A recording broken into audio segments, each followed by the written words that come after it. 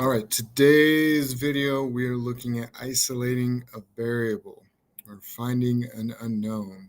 So how we go about doing that?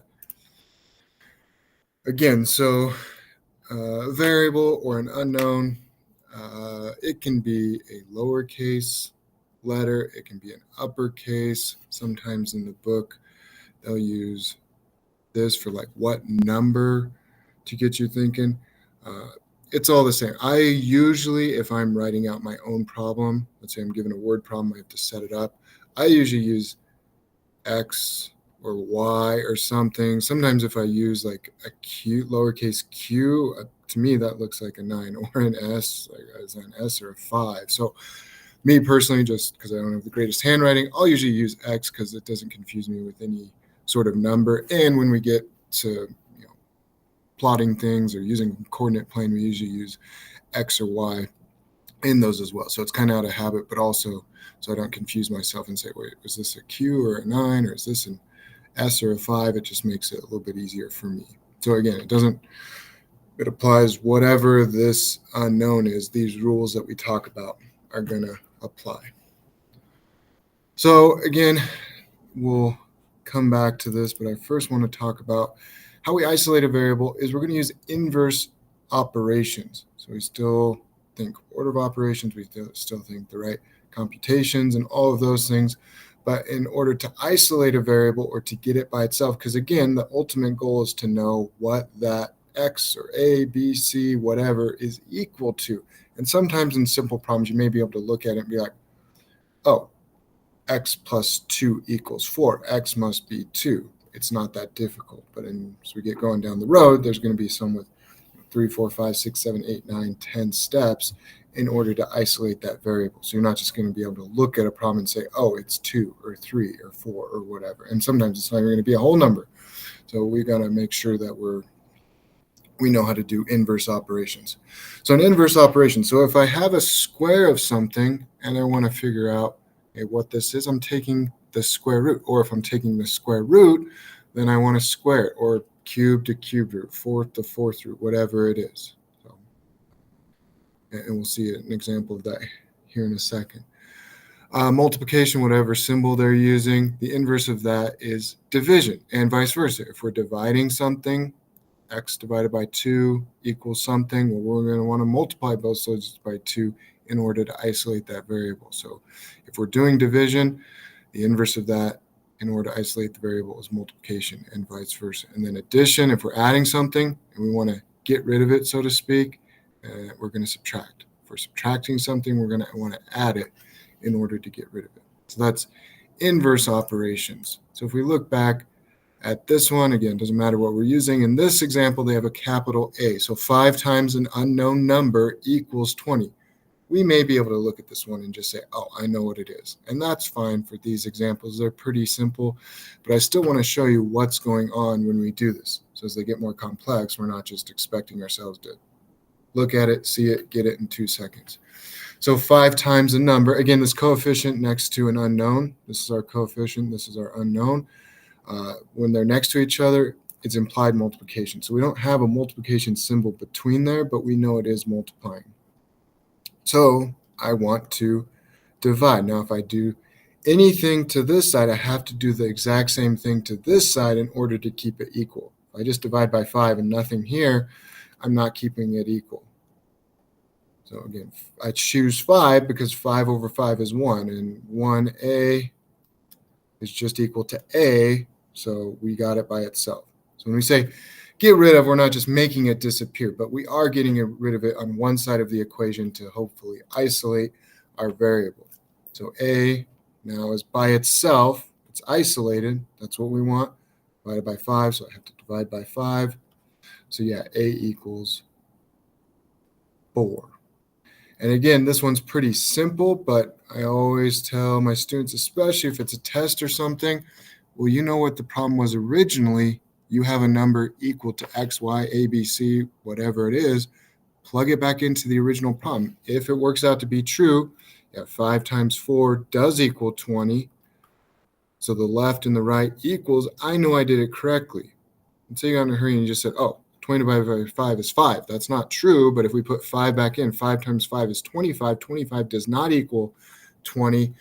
So we use that one extra step to make sure it's correct. And if it's not correct, we go back, check our work, figure out where we went wrong, and then change it.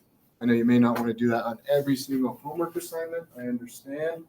But if it's a test or something really important, or if your answer doesn't look or feel right for any reason, then that's probably your gut telling you you need to go back and check your work. It's never a bad idea. It's not a requirement for every single problem, but it is a good idea. So in this one, we have x, our unknown, minus 3 equals 7. So again, inverse operations, we may be able to see this one right away and solve for x without doing any steps. But again, they're going to get more complex. So x minus, so inverse of subtraction is addition. If I do it to the left side, I have to do it to the right.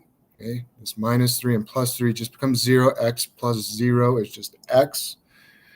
Okay, so that's how we're able to get it by itself, which is what we want. We got it isolated. And then 7 plus 3 is 10. And again, 10 minus 3 does equal 7.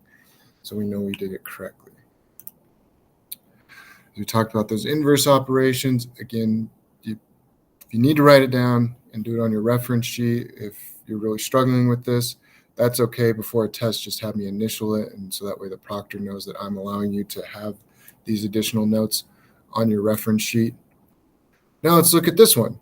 It may not be quite as easy to just say, oh, x is this number. So we have a few extra steps we need to go through. First, we need to combine any like terms. So 3x plus 2x. If I have 3 of something and I add 2 more, I now have 5 of those.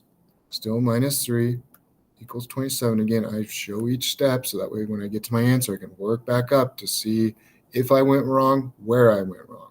This one isn't going to be a ton of steps, but still, that's best practice. So I have minus. So again, I need to get rid of this before I divide. I eventually need to divide by 5, but not right now, because if I divide by 5, I'm doing both of these terms by 5, not just this. So inverse operations, and then we got to account for the order of operations, but also kind of in reverse. So minus 3, so I'm going to add 3 into both sides. So 5x minus 0, which is 5x, 27, plus 3 is 30. And then I divide both sides by 5 because that's my coefficient. I want to get x by itself. So x equals 6. Okay, then we can plug it back in. 3 times 6 is 18. Plus 2 times 6 is 12. 18 plus 12 is 30. Minus 3 is 27. And that does equal 27. We did it correctly. Okay, now this one I have all of these terms being divided by 3 since it's all over 3. Again, if it's just x squared divided by 3 and that minus 9 versus x squared minus 9 all divided by 3, two different things. So since all of this, I can't add 9 to both sides because I got to get rid of this being divided by 3 first. So I'm going to multiply both sides by 3. Again, I have x squared minus 9 equals now 72. Subtracting 9, so I need to add 9 to both sides. I get 81, and then I take the square root of both sides. X equals 9. Now this one has an even added layer to it because this one, if you put this is a test question, you put this and you get minus 1/2, and you're saying, what did I do wrong? This is an answer. Yes, this is one of our answers, but this can also be negative 9. 9 squared does equal 81. That is true. But if we put in negative 9 for x, we don't say the square root of 81 is negative 9. Okay, we say the square root of 81 is 9. But since we can plug in 9 squared, it's going to equal 81. We can also put in negative 9 times negative 9 is positive 81. So it can be two solutions, and we need to include both. If you just put negative 9 or just positive 9, you're not going to get full credit. So pay attention. Anytime you have an exponent of 2 or down the road when you get to 4 or 6 or things like that, which we won't see at all in our classes, but when you see that down the road, just be aware I may have two solutions, or if you have an absolute value, because the absolute value of a positive number and that same opposite negative number give you the same absolute value. So we may have some examples where we get multiple solutions. So again, inverse operations, isolating the variable. Okay, just step by step, show your work, you'll be good.